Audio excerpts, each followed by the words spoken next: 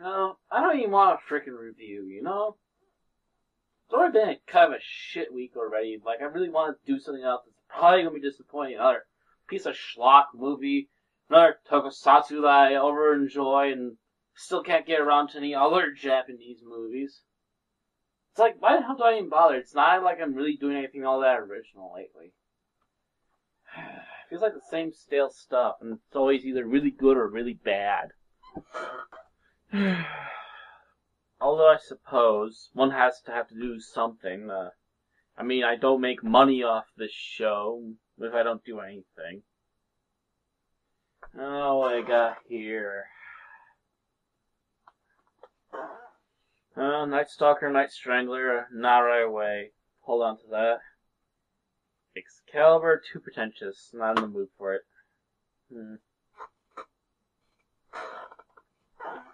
Already reviewed that. Oh. What's that?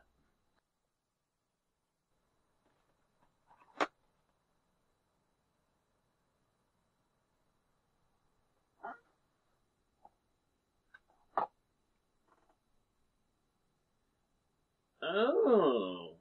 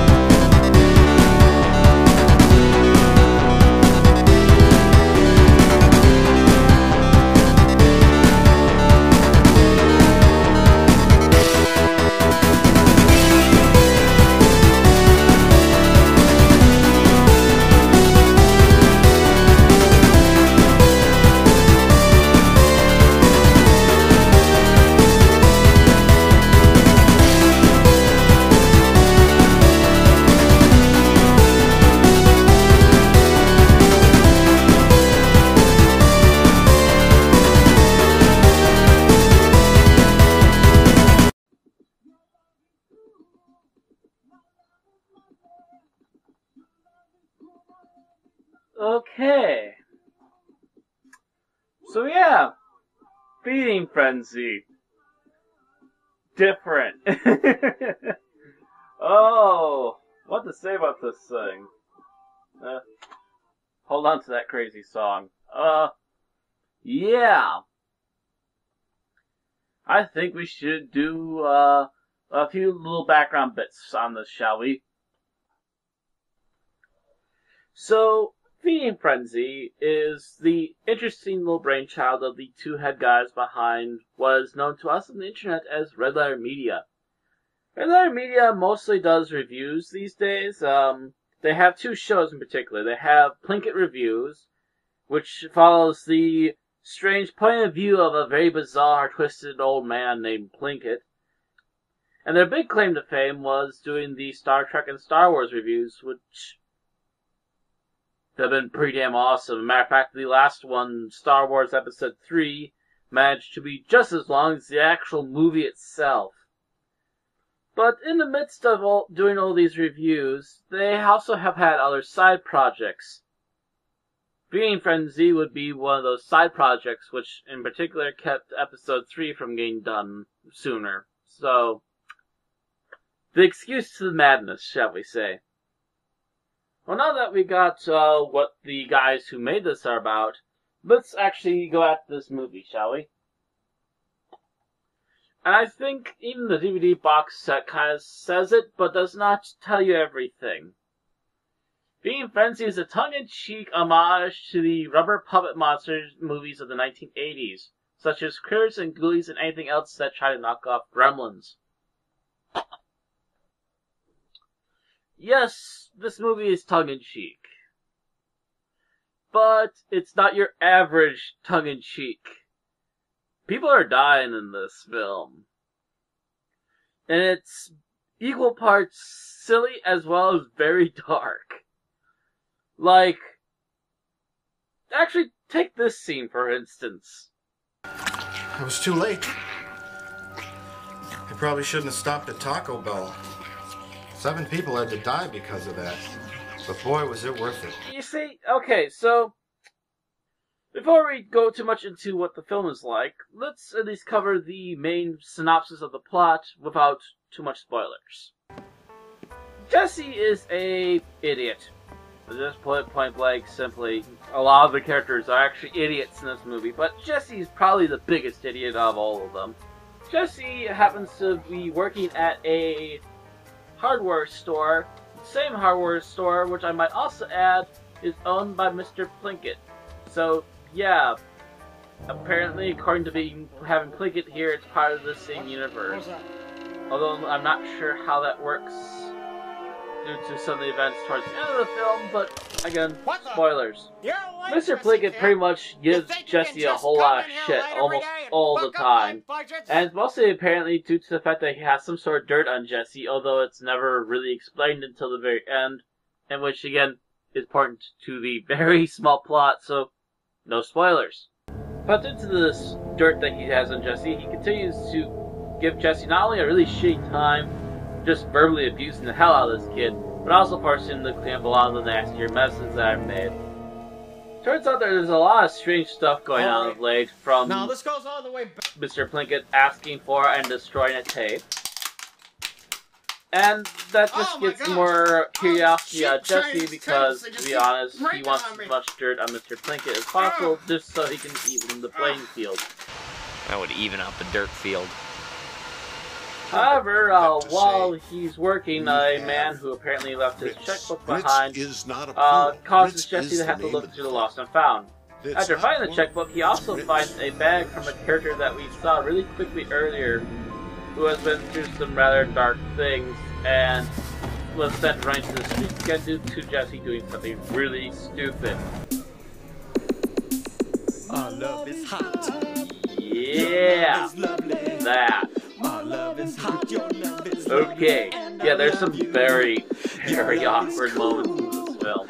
That aside, he sees that the girl's bag is in the lost and found, which is very, very odd. Because there's no way this woman will be anywhere without that bag because it's pretty much her everything. This leads Jesse to talk to his wannabe girlfriend, Christine.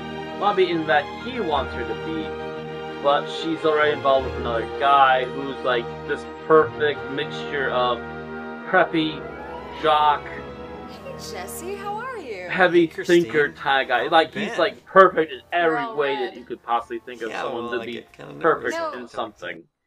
He's very intelligent, he's very strong, he's very athletic, he's the nicest guy in the universe, and all this other shit, and it's the kind of thing that makes you want to fucking kill him. We'll get to that. Long story short, the three of them head back to the hardware store because Jesse also remembers the fact that he keeps hearing stuff in the basement, but has yet to ever be able to get into there due to the fact that the door is locked and no one's really needed him to go in there for anything. After breaking in, they notice that there's a TV with nothing but static, a easy chair, a couple of boxes that have blood all over them, and then another big wooden crate in the back. Checking the boxes closer, they find some paperwork that pretty much states that these boxes were originally some sort of cattle meat, and that they were no longer able to sell the low-end meat to Plinkett, which is when they keep hearing things coming out of the box. They start to pry it open when Mr. Plinkett shows up.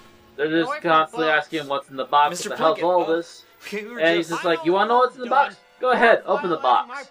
So preppy, perfect boyfriend pops open the box, and probably gets captured by the monster and starts to be chopped to bits.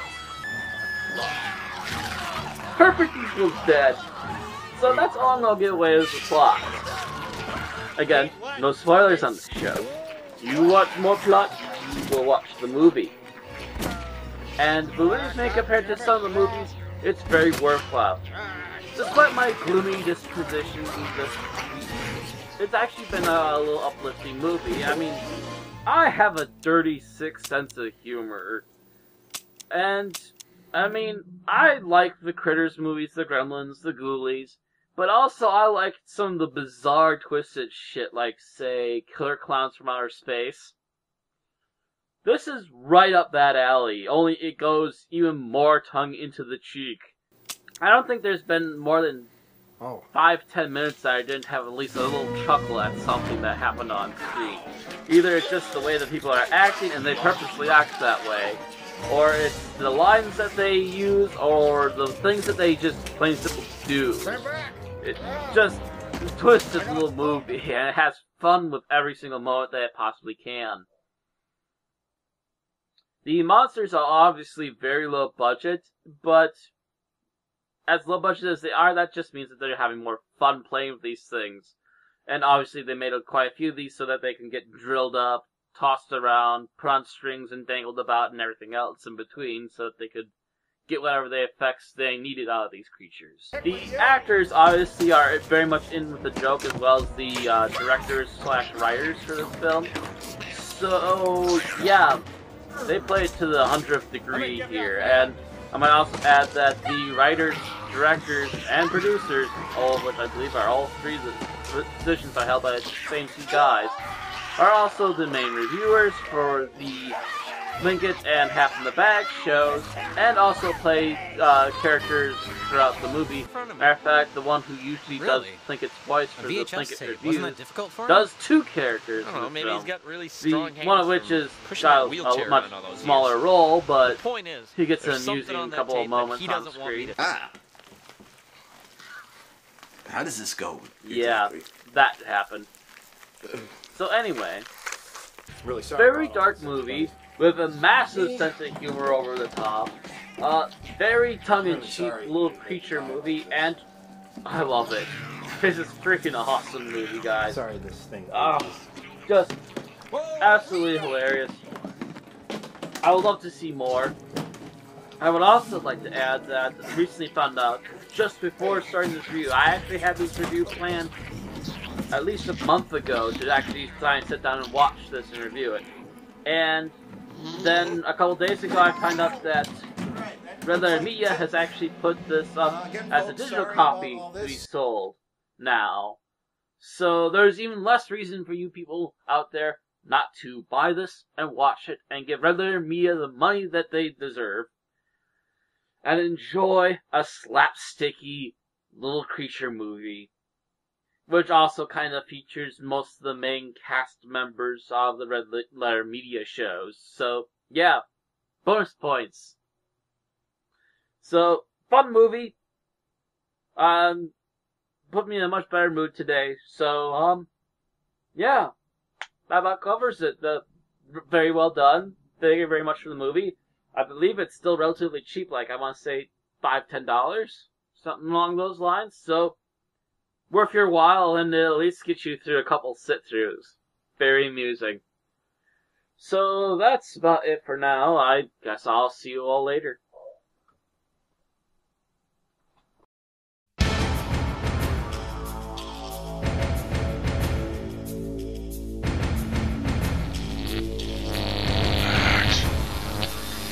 I know you're in there. I'm going to come for you.